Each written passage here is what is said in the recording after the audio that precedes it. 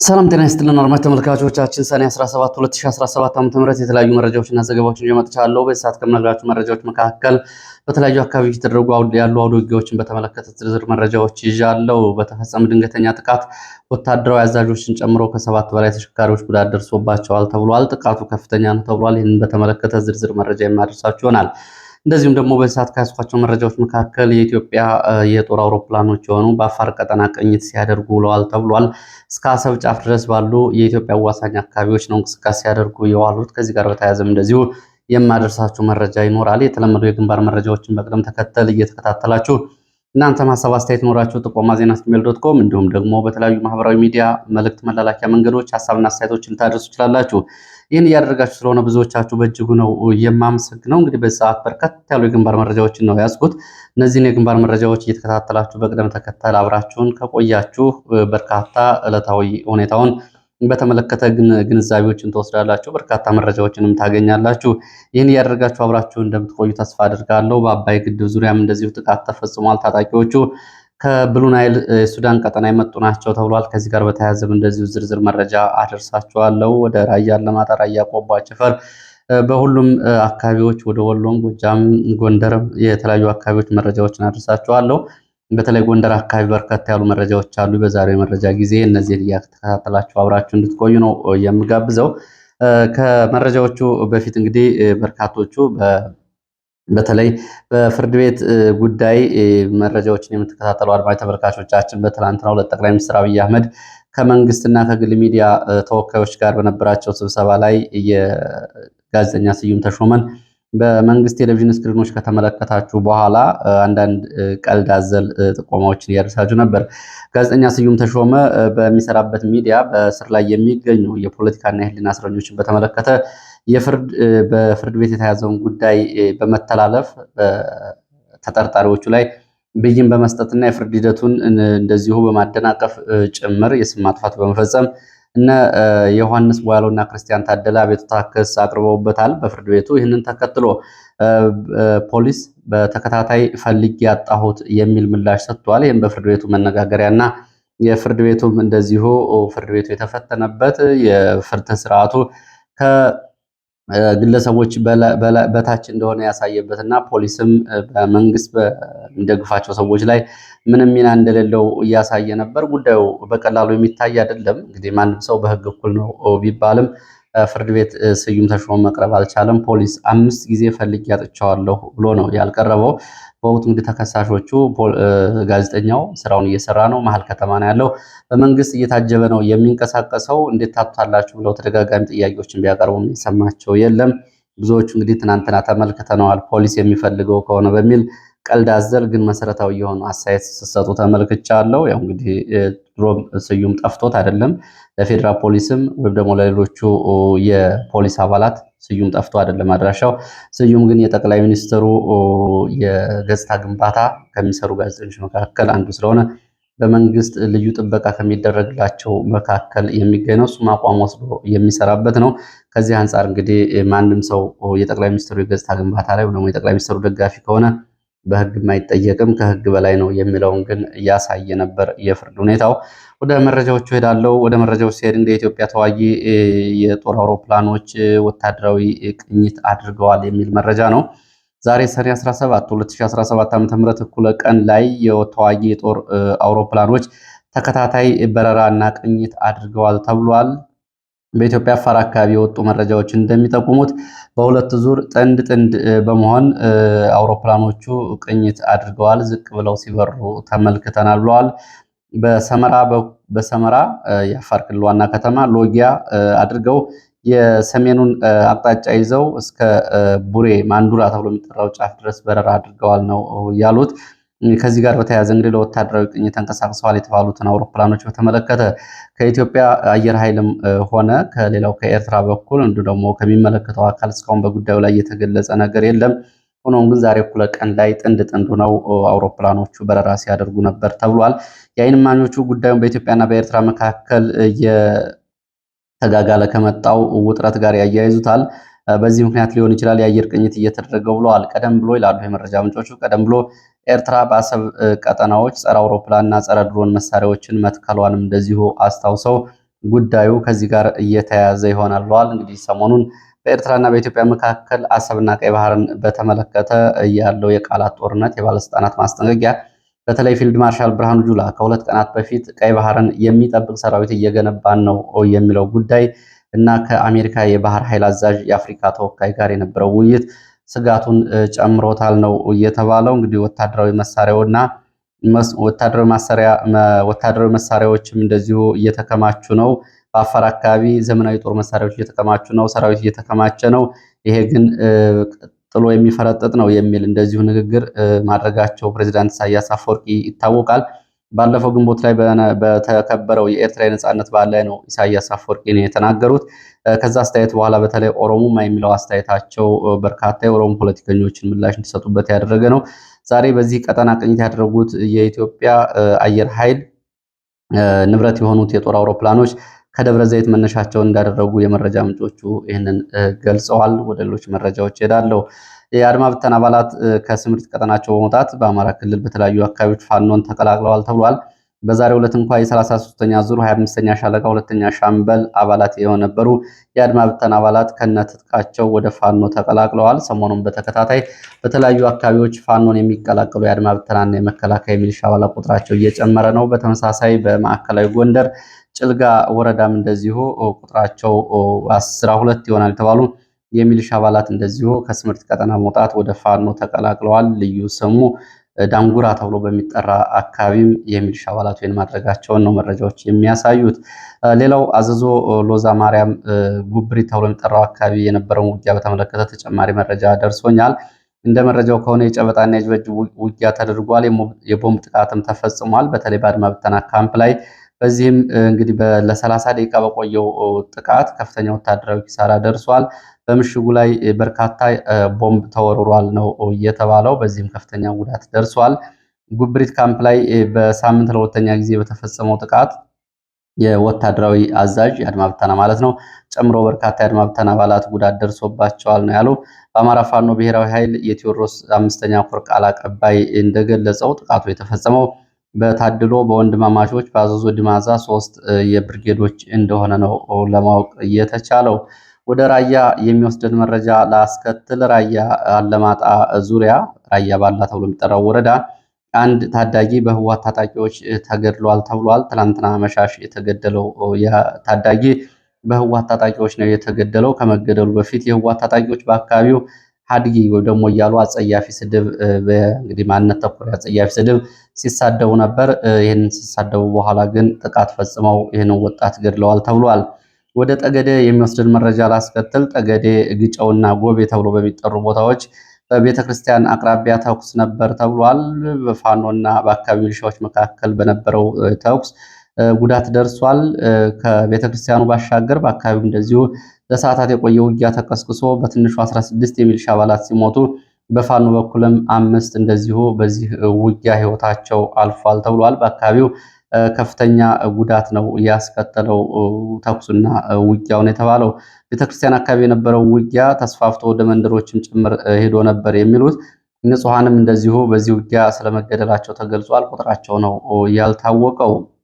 በዚሁ ቀበሌ ጠገዴ እምባጋ ላይ ተብሎ በሚጠራ ቦታም እንደዚሁ ረፋድ ላይ ተኩስ ነበረ። በአካባቢው ለሰዓታት በቆየው ተኩስ የደረሰው ጉዳት ግን አልታወቀም ነው የተባለው።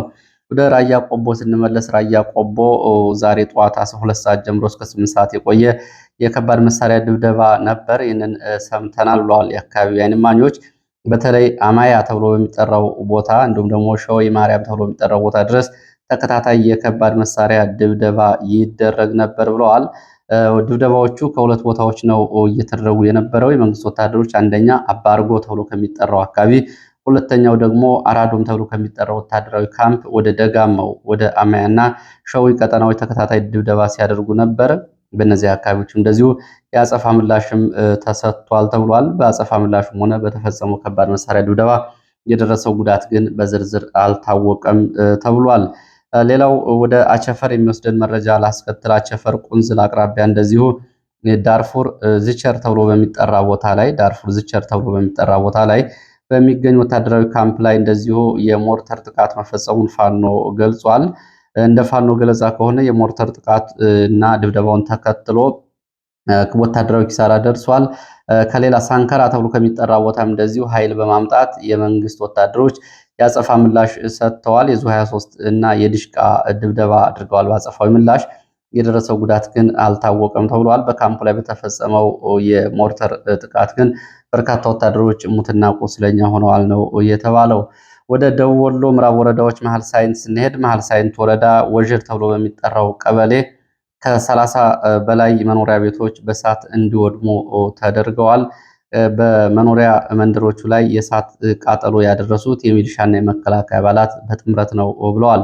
150 የሚደርሱ ቤተሰቦች መጠለያ አልባ ሆነዋል የሚሉት የዓይን እማኞች ይሄ የጦር ወንጀል የተፈጸመው የፋኖ ቤተሰብ ናቸው፣ የፋኖ ደጋፊ ናቸው በተባሉ አርሶ አደሮች መኖሪያ ቤት ላይ ነው። በዚህ በአንድ ቀን ብቻ ከ30 በላይ ቤቶች ተቃጥለዋል። በዚህ ውስጥ ይኖሩ የነበሩ ከ150 በላይ ሰዎች አሁን ቤት አልባ ሆነው እንግዲህ ለውርጭ፣ ለፀሐይ፣ ለዝናብ ተጋላጭ ሆነዋል።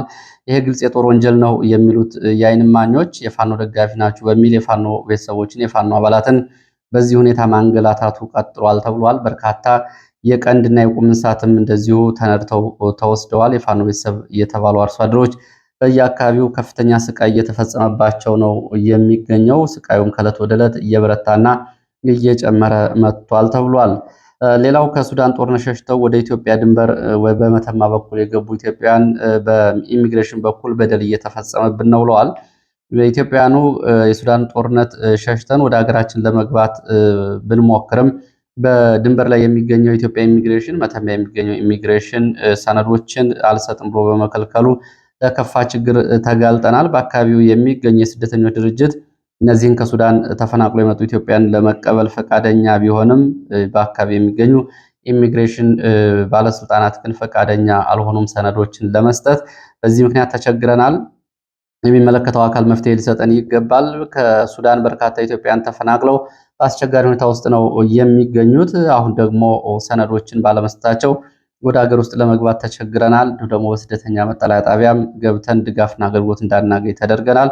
ይህንን ባደረገችብን የኢሚግሬሽን የአካባቢው ተወካይ ወይዘሮ ጽጌ ላይ ክስ መስርተን ነበር፣ ግን እስካሁን ድረስ በቂ ምላሽ አላገኘንም ከፍርድ ቤት በኩልም ነው የሚሉት። ሌላው አባይ ግድብ ዙሪያ እንደዚሁ ጥቃት ተፈጽሟል። በአባይ ግድብ ዙሪያ በተፈጸመው ጥቃት የተገደሉ ሰዎች ቁጥራቸው 14 ደርሷል ተብሏል። ከሁለት ቀናት በፊት በነበረን ዘገባ በግድቡ ዙሪያ ከብሉ ናይል የሱዳን ክፍል ሰልጥነው የመጡ ታጣቂዎች በፈጸሙት ጥቃት 6 ሰዎች መገደላቸው ተዘግቦ ነበር። አሁን የተገደሉ ሰዎች ቁጥራቸው 14 ደርሰዋል የተባሉ ከሱዳን ብሉ ናይል ግዛት ስልጠና ወስደው የመጡ ታጣቂዎች ናቸው። በአባይ ግድብ አቅራቢያ የህንዶች ካምፕ ወይም ደግሞ ቆታ እየተባለ በሚጠራው ቦታ ላይ ይህንን ጥቃት እየከፈቱት ተብሏል። በጥቃቱ የተገደሉ ሰዎች ቁጥር እንግዲህ ባለፈው 16 ተብሎ የነበረው አሁን ወደ 14 ከፍ ብሏል። ታጣቂዎቹ እንግዲህ በጉባ ወረዳ ቆታ ቀበሌ የሚኖሩ የአማራ ተወላጆች ላይ ነው ይህንን ጥቃት እየፈጸሙት። ታጣቂዎቹ ከሱዳን ብሉ ናይል ግዛት ስልጠና ወስደው ወደ ኢትዮጵያ ድንበር ዘልቀው እየገቡ መሆናቸውንም እንደዚሁ የአካባቢው የዓይን እማኞች ገልጸዋል። ታጣቂዎቹ 14 ሰዎችን ጨምሮ እንግዲህ በአካባቢው አይሰድ ተብሎ የሚገኝ ወታደራዊ ካምፕ አቅራቢያም እንደዚሁ ተኩስ ከፍተው ነበረ። ሆኖም ግን በአካባቢው ሰፍሮ የሚገኘው መከላከያ አጸፋ ምላሽ አልሰጠም ነው የተባለው። እነዚህ ታጣቂዎች እንግዲህ ዋና ዓላማቸው በዚህ በግድቡና በአካባቢው እየተንቀሳቀሱ የጥቃት መክፈትና በአካባቢው እንግዲህ ከግብፅ እስከ ሱዳን ባለ ልዩ ተልዕኮ ጉዳዮችን መፈጸም እንደሆነ የመረጃ ምንጮቹ ይህንን ገልጸዋል። በአካባቢው የሚገኘው መከላከያ አይሰድ አቅራቢያ ሰፍሮ የሚገኘው ትዕዛዝ አልደረሰንም በሚል በታጣቂዎቹ ላይ እስካሁን እርምጃ አልወሰደም ወይም ደግሞ ጥቃት አልከፈተም። በቅርብ ርቀት ሰፍረው ይገኛሉ ነው የተባሉት። እነዚህ እንግዲህ ቁጥራቸው ከ40 በላይ ይሆናሉ። ከዛ በፊት በተለያየ ጊዜ የገቡ ቁጥራቸው ወደ 170 ይደርሳል ሲሉ የአካባቢው የዓይን እማኝ ገልጸዋል። ድሽቃን ጨምሮ የቡድን መሳሪያዎችን ከሱዳን እያስገቡ በዚህ አካባቢ እየተንቀሳቀሱ ይገኛሉ። ታጣቂዎቹ መከላከያ ያሉበትን አካባቢ ያውቃል ነው ያሉት። ሌላው መረጃችን ጌታቸው ረዳ በትናንትናው ዕለት በወልቃይት ጠገዴ ሰቲት ሁመራ ዞን በሁመራ ከተማ ከአካባቢው አስተዳደር እንዲሁም ደግሞ ከአማራ ክልል ርዕሰ መስተዳደር አረጋ ከበደ የብልጽግና ጽሕፈት ቤት ኃላፊ ይርጋ ሲሳይ ጋር በመሆን እነ ኮሎኔል ደመቀ ዘውዱ ጋር የነበረውን ስብሰባ በተመለከተ ዛሬ ማስተባበያ ሰጥቷል። የአማራ ሚዲያ ኮርፖሬሽን ላወጣው ዘገባ ነው ጌታቸው ረዳ ምላሽ የሰጠው። በሰኔ 16 2017 በሁመራ ከተማ የተገኙ ጌታቸው ረዳ የወልቃይት ጠገዴ ህዝብ ማንነት ጥያቄ እናምናለን ብዬ አላልኩም ነው ያለው። እኔ ያልኩት ጥያቄ አለ ብላችሁ ካመናችሁ የማንነት ጥያቄው በሰላም ይፈታ ነው ያልኩት እንጂ ከአውዱ ውጭ ተወስዶ የወልቃይት ጠገዴ ህዝብ የማንነት ጥያቄን ጌታቸው እውቅና ሰጥቷል የሚለው ትክክል አይደለም በሚል ይህንን ለማስተባበል ሞክሯል። ጌታቸው በራሱ አቋም በወልቃይት ጠገዴ የማንነት ጥያቄ አለ ብሎ እንደማያምን እንዲሁ ያለው ጥያቄ የፍትሃዊ የኢኮኖሚ ተጠቃሚነት ጥያቄ እንደሆነ ይህንን ገልጿል። አዲስ ስታንዳርድ እንግዲህ ትላንትና በመድረኩ ላይ በዚህ ዘገባን በተከታታይ በቀረቡ ዘገባዎች ጌታቸው ያለውን ችግር እገነዘባለሁ፣ ግን ወደ ህዝቡ ሂደን ህዝቡን እንጠይቅ የሚል ምላሽ መስጠቱን በተለይ ለኮሎኔል ደመቀና ለክብረ መረጃዎቹ ጠቁመዋል። ይህንም ለእናንተ አድርሻለሁ። ዛሬ ጌታቸው ንግግር ከአውድ ውጭ ተወስዷል ሲል አዲስ ስታንዳርድ እንግዲህ የማስተባበያ ዘገባ ሰጥቶ አዲስ ስታንዳርድ ይህንን ሰርቷል። ሌላው የአማራ ማህበር በአሜሪካ ከሰኔ 9 እስከ ሰኔ 15 በኢትዮጵያ አቆጣጠር 2017 ድረስ ሳምንታዊ የጦርነት ሪፖርቱን ዛሬ ይፋ አድርጓል። ማህበሩ በሪፖርቱ በ11 ዞኖች በ33 ወረዳዎች አውደ ውጊያዎች ተደርገዋል፣ የሰብአዊ መብት ጥሰቶችም ተፈጽመዋል ሲል ነው በሪፖርቱ ያካተተው። በወልቃይት ጠገዴ ሰቲት ሁመራ ዞን ሰሜን ጎንደር፣ ምዕራብ ጎንደር፣ ደቡብ ጎንደር፣ ማዕከላዊ ጎንደር፣ አዊ ዞን ሰሜን ጎጃም፣ ምዕራብ ጎጃም፣ ምስራቅ ጎጃም፣ ሰሜን ሸዋና ሰሜን ወሎ ዋግኽምራ ዞኖችን ጨምሮ ከአማራ ክልል ውጭ ደግሞ በምስራቅ ወለጋና ምስራቅ ሸዋ አካባቢ ሰዎች ላይ የተፈጸሙ ጥቃቶችን አስመልክቶ ዝርዝር ሪፖርቶችን ይዞ ወጥቷል። በተለይ በ8 ወረዳዎች በተደረጉ አውደ ውጊያዎች ላይ በንጹሃን ላይ ጉዳቶች ደርሰዋል። ይህንንም በሪፖርቱ አካቶ ይዞ ወጥቷል። ከዚህ ሪፖርቱ ከተለመዱት ሪፖርቶች ባሻገር የአማራ ማህበር በዚህ ሪፖርቱ እንግዲህ በተጨማሪ የህወሓትን መጠነ ሰፊ ወታደራዊ ዝግጅት በተመለከተ እንደዚሁ በሪፖርቱ አካቶ ይዞ ወጥቷል። ከአሁን በፊት በተደጋጋሚ ወደ እናንተ የደረሰ ዘገባ ነው። በወልቃይት ጠገዴ ግንባር በ4 አቅጣጫዎች ያለውን ወታደራዊ ዝግጅት እንዲሁም ደግሞ ወደ ሰሜን ጎንደር በጠለምት ትይዩ ባሉ ቀጠናዎች ያለውን ወታደራዊ ዝግጅት በተመለከተ መሪዎቹን፣ ወታደራዊ አቅጣጫዎቹን፣ ወታደራዊ እንቅስቃሴዎቹን በተመለከተና የህወሓትን አጠቃላይ ወታደራዊ እንቅስቃሴ በተመለከተ በዝርዝር ሪፖርቱ አካቷል። ሌላው መረጃችን ወደ አዲስ አበባ የሚወስድን መረጃ ነው። አዲስ አበባ ኦነግ ከ5 ዓመታት በኋላ የተዘጋ ቢሮውን መክፈቱን ነው ዶቼ ቬለ እየዘገበው። በአዲስ አበባ ጉለሌ ክፍለ ከተማ የሚገኘው የኦነግ ቢሮ ከሐምሌ 2012 ጀምሮ ላለፉት 5 ዓመታት ተዘግቶ ነበር የቆየው። አሁን የኦነግ ሊቀመንበር ዳውድ ኢብሳ በተገኙበት ቢሮው ተከፍቶ ፖለቲካዊ አገልግሎት መስጠት ጀምረዋል ነው ያሉት። በዚህ ጊዜ ዳውድ ኢብሳ በፖለቲካ አጣብቂኝ የሚቆም ትግል የለም፣ ፖለቲካ አጣብቂኝ ውስጥ ገብተን ነበረ፣ ግን በፖለቲካ አጣብቂኝ የሚቆም ትግል አልጀመርንም ሲሉ ተናግረዋል። ያለ ፍርድ ቤት ትዕዛዝ የድርጅቱ ስራ አስፈጻሚዎች ታስረዋል፣ ተተኩሶባቸው ከግድያ አምልጠዋል፣ እንደዚሁ ደግሞ ግድያም ተፈጽሞባቸዋል። ቢሮው ለ5 ዓመት ተዘግቶ ቆይቷል። ከባድ የፖለቲካ ምስቅልቅል ማሳለፉን ፓርቲው ገልጸዋል። አቶ ዳውድ ኢብሳ እንግዲህ ኦነግ ቢሮውን በዚህ ከመክፈቱ በፊት በወለጋ ካለው ኃይል ጋር እንደዚሁ ተከታታይ ውዝግቦች ነበሩ።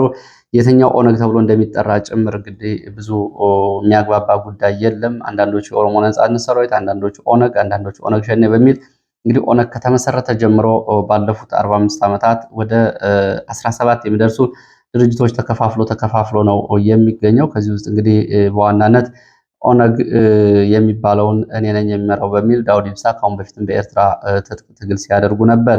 ሌላው በዚህ ሰዓት ካስኳቸው መረጃዎች መካከል ወደ ሰሜን ጎንደር የሚወስደን መረጃ ላስከትል። በሰሜን ጎንደር ዳባት አቅራቢያ ወርቀ ደቦ ተብሎ ከሚጠራው ቦታ ወደ ገደብዬ መስመር ላይ እንቅስቃሴ ላይ በነበሩ ወታደራዊ ተሽከርካሪዎች ላይ የደፈጣ ጥቃት ተፈጽሟል። ዛሬ ሰኔ 17 2017 ዓ.ም ከቀኑ 10 ሰዓት ገደማ በተፈጸመው ጥቃት ከፍተኛ ወታደራዊ ኪሳራ ደርሷል ተብሏል። በ7 ተሽከርካሪዎች ላይ ሲንቀሳቀሱ የነበሩ ወታደራዊ አዛዦች እና ወታደሮች እንዲሁም ደግሞ አጃቢዎችን ጨምሮ ጉዳት ደርሷል። በአካባቢው የሲቪል ባለስልጣናት ላይም እንደዚሁ ተጨማሪ ጉዳት ደርሷል የተባለው በወታደራዊ ተሽከርካሪዎች ላይ በተፈጸመው ጥቃት ወታደራዊ አዛዥን ጨምሮ በርካቶች ሙትና ቁስለኛ ሆነዋል። ቁጥሩን በተመለከተ መረጃዎች እየተጣሩ ነው የሚሉት የመረጃ ምንጮቹ ከወታደራዊ አዛዦቹ መካከል ህዝብን ለማወያየት ወደ መስክ የወጡ ኮሎኔልና አጃቢዎቹ በዚህ ጥቃት ሳይገደሉ አልቀሩም ተብሏል። ይህንን መረጃ ያደረሱት በአማራ ፋኖ ብሔራዊ ኃይል የጎንደር የበጋሻው ክፍለ ጦር ቃል አቀባይ ፋኖ ታድሎ ዝርዝር መረጃዎችን እያጣሩ መሆናቸውና ከፍተኛ ወታደራዊ አዛዦች ግን በዚህ ጥቃት ውስጥ ስለሞታቸው ነው እየገለጸው። ከጥቃቱ ከባድ ነው የደረሰው ወታደራዊ ኪሳራም እንደዚሁ በቀላሉ የሚታይ አይደለም። ከባድ ኪሳራ ደርሷል። የወታደራዊ አዛዦችና ሌሎች ተዛማጅ ዝርዝር የጉዳት ሪፖርቶችን በተመለከተ መረጃዎች እየጣሩ መሆናቸውን ነው እየገለጹት። በመጨረሻም ኢራንና እስራኤልና አሜሪካን በተመለከተ አጭር መረጃ ወደ እናንተ ላድርስ። ኢራን የወደሙ የኒውክሌር ተቋማቶቿን መቼም ቢሆን መገንባትና ስራ ማስጀመር አትችልም ሲሉ ዶናልድ ትራምፕ ተናግረዋል።